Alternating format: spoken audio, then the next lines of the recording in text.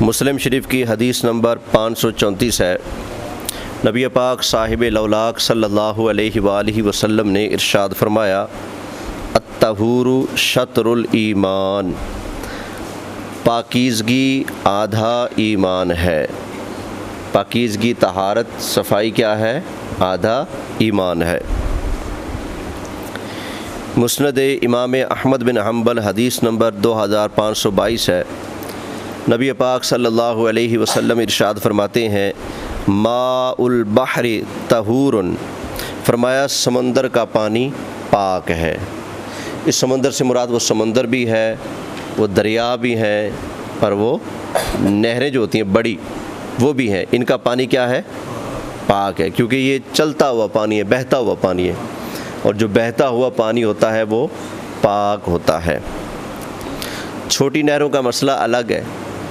چھوٹی نہروں میں اگر گندگی نہ ڈالی جاتی ہو تو ان کا پانی پاک ہے، لیکن اگر چھوٹی نہر جیسے ہماری ہے، اتنا پانی نہیں ہوتا اس میں جتنی گندگی ہوتی ہے، تو لہٰذا یہ والا پانی جو ہے اس سے طہارت وضو نہیں ہوگا، کیونکہ اس پانی کے رنگ بدل گیا گندگی کی وجہ سے، پھر اس کا ذائقہ وہ بدل گیا۔ تو جب رنگ ذائقہ بدل جائے پانی کا کسی دوسری چیز کے شامل ہو جانے کی وجہ سے، تو وہ چلتا پانی بھی کیا ہو جاتا ہے؟ ناپاک ہو جاتا ہے۔ بڑی نہر، اس میں چونکہ نجاست اگرچہ جاتی بھی ہے لیکن وہ قلیل مقدار میں ہوتی ہے، پانی کثیر مقدار میں ہوتا ہے، تو اس لیے کثرت کا اعتبار ہوگا، قلت کا اعتبار نہیں ہوگا۔ تو لہٰذا دریا اور بڑی نہروں اور سمندروں کا جو پانی ہے وہ کیا ہے؟ پاک ہے۔ بارش کا پانی بھی کیا ہے؟ پاک ہے۔ اسی طرح ابو داود شریف کی حدیث نمبر 2248 ہے۔ نبی پاک صلی اللہ علیہ وآلہ وسلم نے ارشاد فرمایا، تحت کل شعرۃ جنابۃ، ہر بال کے پیچھے ناپاکی ہوتی ہے۔ یہ غسل والی ناپاکی ہے۔ تو آدمی غسل کرے گا تو کہاں کہاں پانی بہائے، کس کس جگہ کو دھونا ہے، کہاں کہاں سے پانی بہا کر اپنے جسم کو دھونا ہے؟ تو فرمایا کہ ہر بال کے تحت، یعنی نیچے، ہر بال کے ساتھ کیا ہوتی ہے؟ ناپاکی ہوتی ہے۔ تو لہٰذا غسل میں جب تک ایک ایک بال دھل نہیں جائے گا آدمی کا غسل نہیں ہو سکتا۔ سمجھ آ گئی نا؟ تو غسل کے لیے ضروری ہے کہ جو پانی آپ اپنے جسم پر ڈال رہے ہیں اس میں خشک ہاتھ نہ ڈالا ہو۔ خشک ہاتھ ڈالیں گے تو پانی استعمال شدہ ہو جائے گا، اس سے غسل نہیں ہوگا۔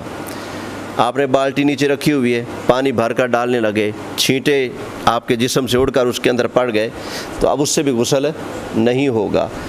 ایسے پانی سے غسل جنابت کیا جائے گا جو کہ غیر استعمال شدہ ہو۔ استعمال شدہ پانی پاک تو ہوتا ہے، اگر اس میں نجاست نہ ہو پاک تو ہوتا ہے، لیکن پاک کرنے والا نہیں ہوتا۔ ایک ہوتا ہے پانی کا پاک ہونا، اور ایک ہوتا ہے پاک بھی ہو، پاک کرنے والا بھی ہو۔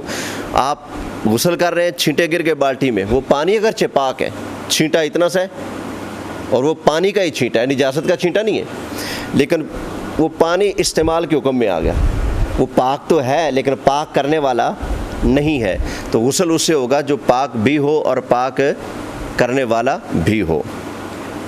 غسل کے 3 فرض ہیں۔ کلی کرنا اچھی طرح سے، روزہ نہ ہو تو غرارہ بھی کر لینا، اگر روزہ ہے تو غرارہ نہیں کرنا، پھر غرارہ کرنا ہے روزہ کھولنے کے بعد۔ ناک میں پانی چڑھانا نرم ہڈی تک، اگر روزہ ہے تو بس ایسے پانی یہاں تک چلا جائے، اتنا کافی ہے۔ روزہ نہیں ہے، رمضان کے علاوہ کی بات ہے، یا پھر شام کو غسل کر رہے ہیں تو پھر پانی اوپر تک چڑھائیں گے، نرم ہڈی تک۔ 2 فرض ہو گئے۔ تیسرا کیا ہے؟ پورے جسم کے ہر حصے پر پانی بہانا۔ یہ غسل کے 3 فرض ہیں، یاد رکھیں گے، ٹھیک ہے نا؟ یہ صابن، تولیہ، پانی یہ فرض نہیں ہوتے۔ غسل کے فرض کیا ہے؟ یہ ایک اشارہ دیتا ہوں آسان سا، سب یاد ہو جائے گا یہاں سے۔ پہلا، دوسرا، ٹھیک ہے، آسان سا ہے۔ غسل کے 3 فرض کون سے؟ کلی کرنا، ناک میں پانی ڈالنا پورے جسم پر، پانی بہانا۔ اچھا جی، معجم الاوسط امام طبرانی رحمۃ اللہ علیہ کی حدیث کی کتاب، اس کے اندر حدیث نمبر 2960 ہے۔ نبی پاک صاحب لولاک صلی اللہ علیہ وآلہ وسلم نے ارشاد فرمایا، امرت بالسواک حتی خفت علی اسنانی۔ نبی پاک صلی اللہ علیہ وسلم نے فرمایا، مجھے مسواک کا حکم دیا گیا ہے حتیٰ کہ مجھے اپنے دانتوں کے ٹوٹنے کا اندیشہ ہوا۔ کیا مطلب؟ آقا علیہ السلام فرماتے ہیں مجھے مسواک کا حکم دیا گیا، اور اتنا حکم دیا گیا مجھے لگا کہ مسواک کر کر کے دانت ہی نہ ٹوٹ جائے۔ ٹھیک ہے نا، اتنا حکم ہے مسواک کرنے کا۔ اللہ ہم سب کو اس سنت کو بھی نبھانے کی توفیق عطا فرمائے۔ اچھا، مسواک سے ایک اور حدیث بھی سماعت فرمائے اور نبی کریم علیہ السلام کے اختیارات بھی ملاحظہ فرمائے۔ وضو کے فرض کتنے ہیں بھلا؟ 3 غسل کے بیان ہوئے ہیں۔ وضو کے کتنے ہیں؟ وضو چھوٹی چیز ہے لیکن فرض اس کے کتنے؟ 4 ہیں۔ اچھا، وہ 4 کون سے ہیں؟ فاغسلوا وجوہکم، چہرہ دھونا، وایدیکم الی المرافق، دونوں ہاتھ کونیوں تک دھونا، وامسحوا برؤوسکم، سر کا مسح کرنا، وارجلکم الی الکعبین، اور دونوں پاؤں کو ٹخنوں سمیت، کعبین ٹخنوں سمیت دھونا۔ یہ وضو کے کیا ہیں؟ 4 فرض ہے۔ یہ پاؤں دھونے ہیں، مسح نہیں کرنا۔ یہ کئی لوگ مسح کر کے گزارا کر رہے ہیں اور نام لیتے ہیں حضرت علی کا کہ ہم ان کے غلام ہیں، حالانکہ مولا علی ارشاد فرماتے ہیں کہ کچھ لوگ وضو کر رہے تھے اور ان کی ایڑیاں خشک تھیں۔ نبی کریم صلی اللہ علیہ وسلم تشریف لائے تو فرمایا، ویل للاعقاب من النار، ان ایڑیوں کے لیے آگ ہے جو وضو میں خشک رہ جاتی ہیں۔ یہ حدیث کون بیان کر رہے ہیں؟ نبی پاک سے سن کر کون بیان کر رہے ہیں؟ حضرت علی۔ تو پتہ چلا مولا علی کی تعلیمات کے مطابق ہمارا وضو ہے، قرآن کے مطابق بھی الحمدللہ، حدیث کے مطابق بھی، اور مولا علی کے ارشادات کے مطابق الحمدللہ اہل سنت کا وضو ہے۔ ہم وضو کے اندر پاؤں کے اوپر مسح نہیں کرتے۔ ہاں، موزہ اگر پہنا ہوا ہے تو نبی کریم علیہ السلام نے اجازت عطا فرمائی ہے۔ اچھا، کئی لوگ کہتے ہیں جی وضو کرنے لگو تو آپ چلتے پھرتے ہو تو قدم زمین پر لگتے ہیں، ہاتھ تو نہیں لگتے نا، تو لہذا پہلے پاؤں دھویا کرو۔ کئی لوگ اس لائن کے بھی ہیں، وضو میں کیا کرو؟ پہلے پاؤں دھویا کرو۔ یہ عقل کا فتویٰ ہے، ٹھیک ہے نا، عقل کہتی ہے ٹھیک ہے بھائی پاؤں نیچے لگے تو پہلے پاؤں دھو لو، ٹھیک ہے، لیکن حضرت علی کا فرمان یہاں بھی سن لیں۔ حضرت مولا علی ارشاد فرماتے ہیں کہ اگر دین عقل کے تابع ہوتا، اگر دین عقل کے تابع ہوتا تو ہم جب موزہ پہن کر پاؤں کے اوپر مسح کرتے ہیں نا، فرمایا کہ ہم مسح نیچے کرتے، کیونکہ پاؤں کا نیچے والا حصہ زمین پر لگتا ہے، اوپر والا، لیکن ہم جب موزے پہن کر پاؤں کا مسح کرتے ہیں تو کہاں کرتے ہیں؟ اوپر کرتے ہیں یا نیچے؟ اوپر والے حصے پر۔ تو عقل کیا کہتی ہے؟ پاؤں کا نچلا حصہ زمین پر لگا ہے تو مسح بھی نیچے ہونا چاہیے تھا، لیکن نہیں، دین عقل کے تابع نہیں، دین خدا رسول کے حکم کے تابع ہونے کا نام ہے۔ سمجھ آ گئی نا؟ ہاں، یہ عقل کے ڈکوسلے نہیں چلتے۔ قرآن حکیم نے وضو کا ذکر کیا تو کہاں سے شروع کیا؟ یا ایھا الذین آمنوا اذا قمتم الی الصلاۃ فاغسلوا وجوہکم وایدیکم الی المرافق، اے ایمان والو جب نماز کے لیے کھڑے ہونے لگو تو اپنے چہرے دھو لو، اپنے ہاتھ کونیوں تک دھو لو۔ یہاں سے شروع کیا نا، تو پہلا فرض کون سا ہے؟ چہرہ دھونا، ٹھیک ہے، دوسرا ہاتھ کونیوں سمیت دھونا، تیسرا کیا ہے؟ چوتھائی سار کا مسح کرنا، یہ تیسرا ہو گیا۔ چوتھا کیا ہے؟ دونوں پاؤں کو دھونا، مسح موزے کی حالت میں مسح ہوگا۔ خیر، نبی کریم صلی اللہ علیہ وسلم کی حدیث سنی۔ وضو کے فرض کتنے والا؟ اچھا، ہم فرض بڑھا سکتے ہیں؟ ہاں جی، کئی لوگ آتے ہیں بات کرتے ہیں تو منہ سے سمیل آ رہی ہوتی ہے، کیا خیال ہے ہم پنجو پل والے مل کر ایک فرض بنا دینا؟ یا وضو سے پہلے ٹیوب برش کرنا لازمی ہے، فرض ہے، کر دیں، فرض ہو جائے گا۔ مسواک کرنا فرض ہے بھائی، ہو جائے گا فرض، میرے کہنے سے نہیں ہوگا، آپ کے کہنے سے، ہم سارے مل کر بھی کہہ دیں پھر بھی یہ فرض نہیں ہوگا۔ کیوں؟ ہماری یہ اتھارٹی، ہماری یہ حیثیت، ہمارا یہ اختیار نہیں ہے۔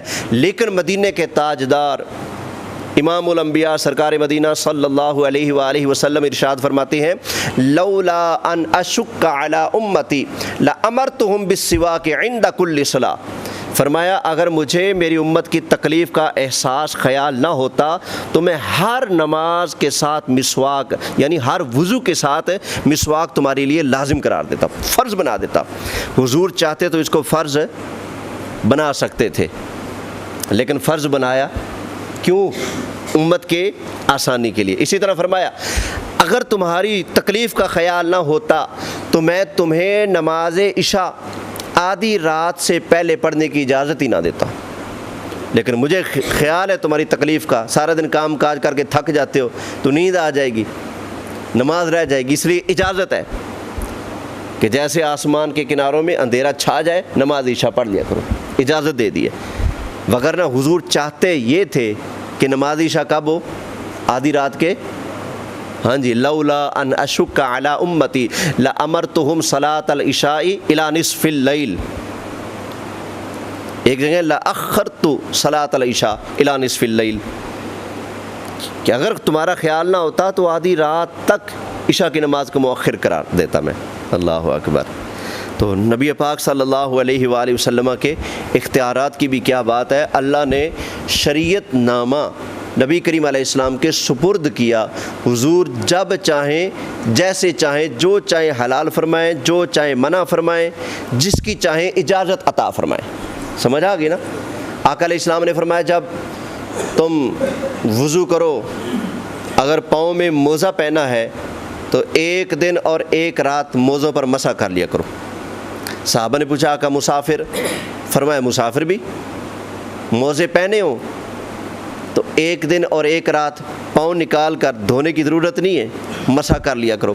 ایک صحابی نے کہا یا رسول اللہ مسافر کے لیے چھٹی تھوڑی بڑھا دیں، اس کو اجازت دے دیں زیادہ، تو فرمایا چلو ٹھیک ہے، مقیم ایک دن اور ایک رات موزوں پر مسح کر سکتا ہے وضو میں، نکال کر دھونے کی ضرورت نہیں، لیکن مسافر 2 دن اور 2 راتیں پاؤں نہ دھوئے نکال کر اوپر مسح کرتا رہے، وضو ہوتا رہے گا۔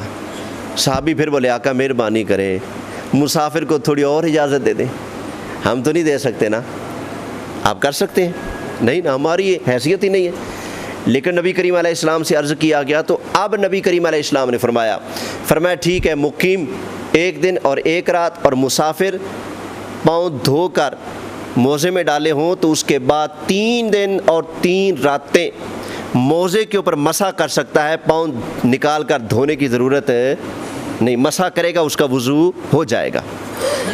اب صحابہ کہتے ہیں مزید ہمیں کہتے ہوئے شرم آئی، وگرنہ نبی کریم علیہ السلام کا دریا تو اتنا جوش مار رہا تھا، رحمت والا دریا، کہ اگر ہم 5 دن کی بھی چھٹی مانگتے نا تو حضور 5 دن اجازت دے دیتے کہ مسافر 5 دن موزوں پر مسح کرتا رہے، پاؤں دھونے کی ضرورت نہیں ہے۔ تو پھر کیا پتہ چلا صحابہ کیا فرما رہے ہیں، کیا کہنا چاہتے ہیں اس حدیث میں، کہ نبی کریم علیہ السلام کو اللہ نے شریعت کے معاملہ میں کیا بخشا ہے؟ اختیار بخشا ہے۔ اللہ اکبر۔ خیر آگے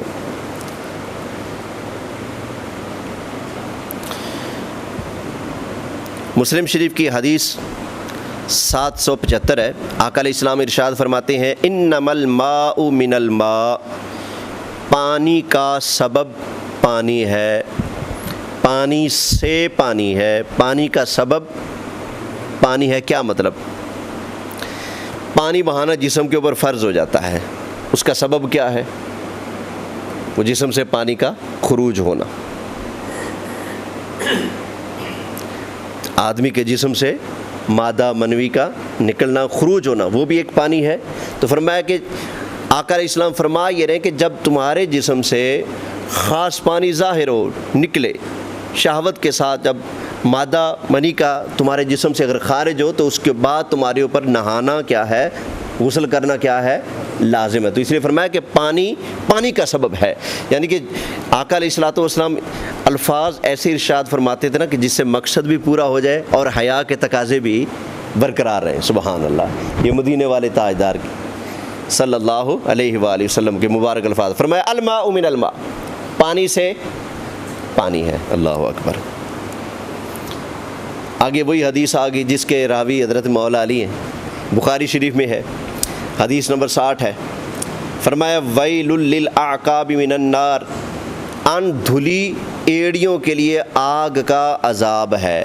ان دھلی ایڑیاں، جو ایڑیاں خشک رہ جاتی ہیں وضو میں، ان کے لیے کیا ہے؟ آگ کا عذاب ہے۔ ایک اور حدیث پاک ترمذی شریف میں ہے، ہمارے کئی لوگ نا پردے کے معاملے میں بے احتیاطی کرتے ہیں، کشتی ہو رہی ہو، کبڈی ہو رہی ہو، کھیل ہو رہی ہو، یا گھر میں کوئی کام کاج کر رہے ہوں، تو ایسے بلا جھجک یہ جو ہے، جس کو اردو میں ران اور ہماری بولی میں پٹ کہتے ہیں، تو سر کیا دیو جی؟ پٹ آ دیو؟ اچھا، جس کو ہم پٹ کہتے ہیں، لوگ اپنے پٹ ننگے کر لیتے ہیں۔ کشتی ہو رہی ہے، پٹ ننگے، کبڈی ہو رہی ہے، پٹ ننگے، کوئی بھی کھیل شیل لگے ہوئے، پٹ ننگے، مردوں کی بات ہو رہی ہے۔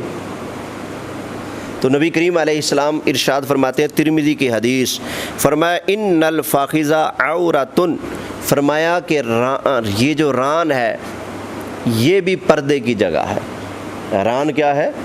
شرمگاہ ہے، یہ پردے کی جگہ، چھپانے کی جگہ ہے۔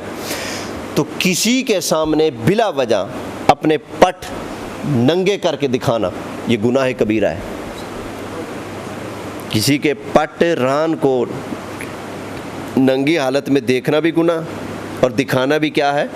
گناہ ہے۔ تو اس طرح کی کبڈی کھیل، کشتیاں، جہاں چھوٹے چھوٹے انڈر ویئر یا چھوٹے چھوٹے کچھے پہن کر اس حصے کو ننگا کر کے جو کھیل کھیلے جاتے ہیں، وہ کھیلنے والے بھی گناہ گار ہوتے ہیں اور ان کو دیکھنے والے بھی گناہ گار ہو رہے ہوتے ہیں، کیونکہ یہ مرد کی شرمگاہ ہے۔ مرد کی شرمگاہ کی مقدار کیا ہے؟ ناف سے لے کر گھٹنے تک، اس کا ہر حالت میں لوگوں سے چھپانا فرض ہے۔ سمجھ آ گئی نا؟ آپ کیوں مٹی گارا بنانے جی، مٹی آنی دھوتی چال اتوں تک چالی ہے گار ویڑے چ، ہاں جی مالش کراونی جی بابے نے، اچھا جی بابا جی دھوتی اتوں تک چکی بیٹھے نے، گھر چ خواتین پھر دیا، کوئی بندے آ جا رہے ہیں، چل جی، یہ شرمگاہ ہے۔ کیا ہے؟ اس کا چھپانا فرض ہے، اس کا دکھانا گناہ کبیرہ ہے۔ اللہ سمجھنے کی توفیق عطا فرمائے۔ عورت کا سارا جسم چھپانے کا ہے، اور مرد کا کتنا چھپانا فرض ہے؟ ناف سے لے کر گھٹنوں تک، یہ چھپانا ہر حال میں فرض ہے۔ کئی شلوار باندھتے ہیں اور قمیض اتاری ہوتی گرمیوں میں پہلوانوں نے، بنین ہو تو وہ بھی اتار دیتے ہیں، اور شلوار نیچے کر کے باندھی ہوتی ہے، ناف سے نیچے کا حصہ بھی ان کا نظر آ رہا ہوتا ہے، یہ بھی گناہ ہے۔ ناف کا جو سراخ ہے اس کے عین اوپر کر کے شلوار باندھیں، اگر نیچے کر کے باندھتے ہیں تو پھر بنین وغیرہ نہ اتاریں، اس کو پہن کے رکھیں، کیونکہ یہ بھی پردے اور شرم کی جگہ ہے۔ سمجھ آ گئی نا؟ تو دھنی تو لے کے گوڈیاں تکر اے پردے دی جگہ ہے، اینو چھپانا ہے۔ ہاں جی، مالش اپنی بیوی سے کرائیں، کیونکہ بیوی کے لیے تو پردہ نہیں نا۔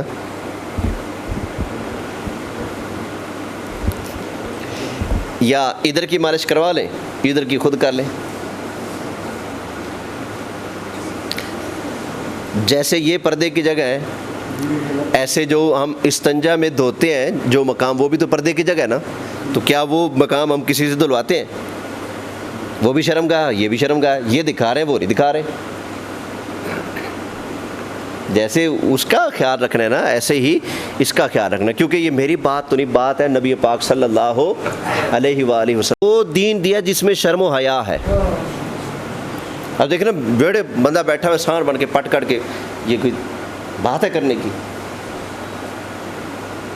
ہاں جی،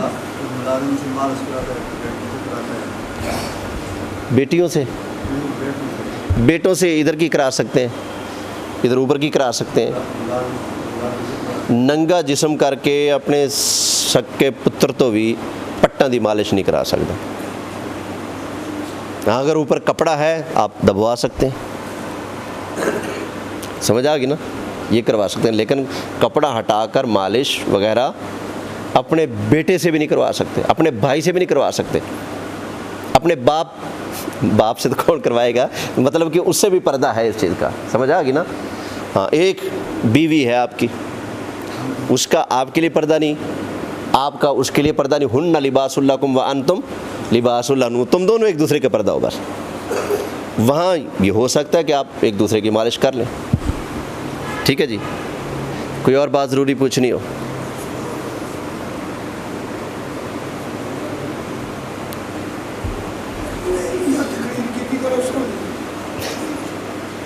تقریراں ساریاں سونیاں ہوندیاں نے۔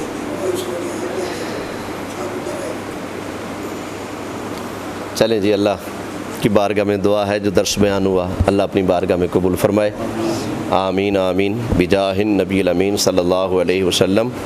کچھ بچے بیٹھے ہیں، چلو یہ ایک اور بات سن لیں۔ جس طرح یہ ناف سے لے کر گھٹنے تک یہ جسم کا حصہ دکھانا کسی کو بلا وجہ گناہ ہے، اسی طرح ایسا تنگ لباس پہننا کہ جس سے آدمی کے جسم کا ابھار ظاہر ہو اور ایک ایک چیز محسوس ہو، ایسا لباس پہننا بھی گناہ ہے۔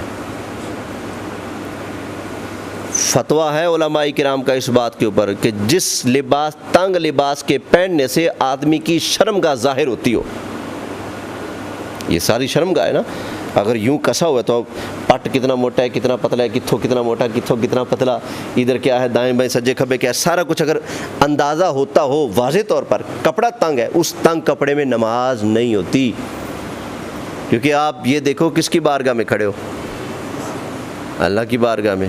اللہ تو بے حیائی سے روکتا ہے، تو بندہ بے حیا بن کے کھڑا ہو جائے، سمجھ آ گئی نا۔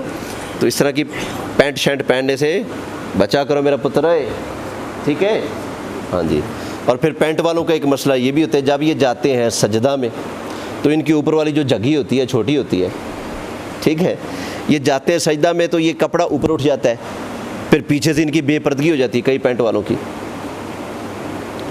تو اس لیے انگریز کا لباس نہ پہنے جو آپ کو ننگا اور بشرم بنائے، لباس وہ پہنے جو مدینے والے کا لباس ہے، کھلا کھلا، یہ جو بابے پہنتے ہیں ماشاءاللہ ہیں، یہ جو پہنا ہوا ہے یہ لباس۔ اسلام ہر موڑ پر ہمیں شرم و حیا سکھاتا ہے، اسلام ہر معاملے میں ہماری خیر خواہی کرتا ہے۔ بسم اللہ الرحمن الرحیم، اللہم صلی علی سیدنا